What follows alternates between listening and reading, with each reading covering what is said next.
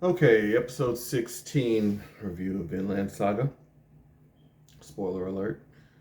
And point of order, I'm not a fan of blood and guts, which my son knows and was probably curious as to how I would handle this episode. It starts with an owl eating the ear off of a dead man. That didn't do me very good.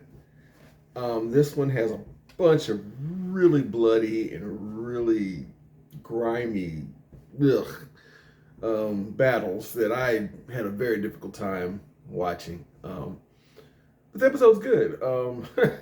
So it starts with, if I'm remembering right, well, it starts with the prince finding out about Ragnar dying, had him laying on a table, and they're explaining to him what happened, or what they say happened, of course, in the last episode. Um, uh, Askeladd had him killed, and they said the English did it. This is what they told the prince, and the prince, of course, is a mess. He's distraught, and they're getting ready to leave. They continue to march. They hear. Then there's this guy they're torturing. After that, or before, I can't remember, but there's a guy being tortured, and then they're cutting his fingers off and stuff. Just but they're trying to get information out of him. He's an Englishman. He's a Christian. He's basically saying the Lord's going to punish you for what you've done, and I'm not telling you anything. So he ends up letting it. He ends up not telling them anything until the guy with the ears who can hear everything comes and says, "Hey, the troops are close. They're here, basically." And the guy starts laughing, who's getting his fingers chopped off and kicked in the face and nose chopped off and stuff. Just really gruesome stuff, just like torture porn, some Saw type stuff. And he's laughing because he's like, it's not the English, it's Thorkel. Thorkel is the one who's here. So they're, of course, terrified. They know they can't beat Thorkel, so he's like, we need to start marching. Prince wants to keep Ragnar's body. He's like, we can't drag this dead body with us. We gotta go. Prince is upset. He's like, I'm not going anywhere without this body. And Askeladd slaps the prince. So that's an interesting change in relationship. Anyway, men start marching. Thorkel is coming after them. They leave this village. They start marching. And they reach a bridge, and they're like, hey, we need to tear this bridge down. Askeladd tells them, let's tear this bridge down to slow them down. While they're tearing the bridge down, you realize the men are plotting against Askeladd. They feel like that he has not been doing a good job lately. His luck's running out, and he's probably going to end up dead, and they don't want to end up dead with him. Right before this, they find two men that who are about to desert. Askeladd said, let them. I don't want somebody who's going to desert with me anyway. Go do follow who you want to. Whether you want to follow me or you want to follow Thorkel. So those two and a bunch of other men go to follow Thorkel. Thorkel kills them all very viciously. Another very vicious, bloody heads and limbs and body parts and blood flying all over the place. And Thorkel's basically like, look, his man was like, we should have let him join. And Thorkel's like, I don't want deserters following me, somebody who's going to surrender that quickly. I don't want them with me. So they leave those dead bodies strewn about, and they keep going after Askeladd's men who are left. So now Askeladd's men are plotting against him. The two brothers who are really close.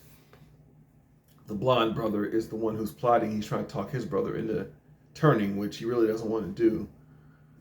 They said they've got about half the men willing to do it, and they willing to turn. They want to give the prince to Thorkel as a gift, because of course that's what Thorkel's doing. He's going after the prince. Interestingly enough, when Thorkel sees the village, he's like, look, kill everybody. Don't kill the prince. He's like, and there's a guy who throws daggers, Thorfinn. It's like, there's a guy who throws daggers. Don't kill him either. We're going to have some fun. So he wants to fight Thorfinn again. But he wants everybody else dead. Anyway, they go along, and Askeladd tells Bjorn, who is his second in command, took me 16 episodes to get his name right. Bjorn and Thorfinn tells them, get the prince, get in a sled, and go. Because he knows that men are about to desert him. So he's basically going to send them off. And what ends up happening is he's about to leave. He and the men kind of have a confrontation. The blind guy, who seems to be the leader of the rebellion,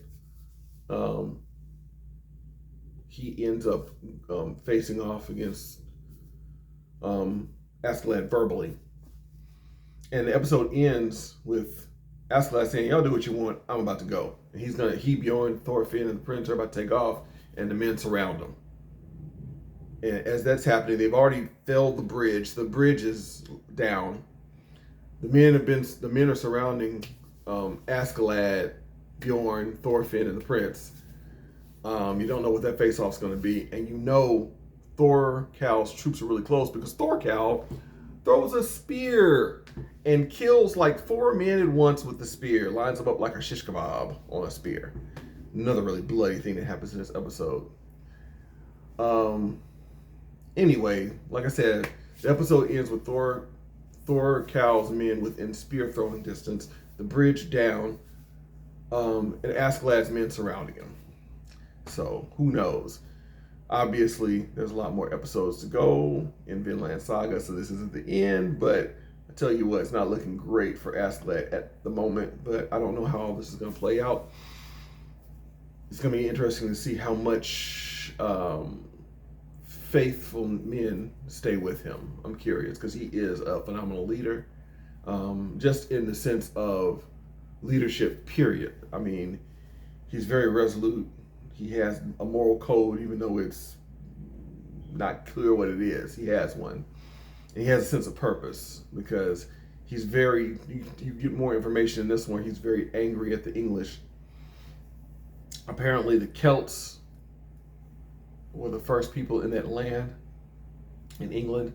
They got driven into Wales. We found out that Askeladd's half Welsh, so he's been holding on to this grudge against the English for a very long time, and he used the Danish contracting him as an opportunity to go after the English. So this is very personal to him, and he does look out for his men. He does. He works really hard, looks out for his men. He's very smart. You know, just in watching a lot of movies and just knowing leadership, he's somebody you want to follow. Even Bjorn, he asked Bjorn, why'd you follow me so long? Bjorn's like, because I felt like you were worth following. You're a leader worth following. So at any rate, we're going to see what happens. We're going to see how the prince functions without Ragnar.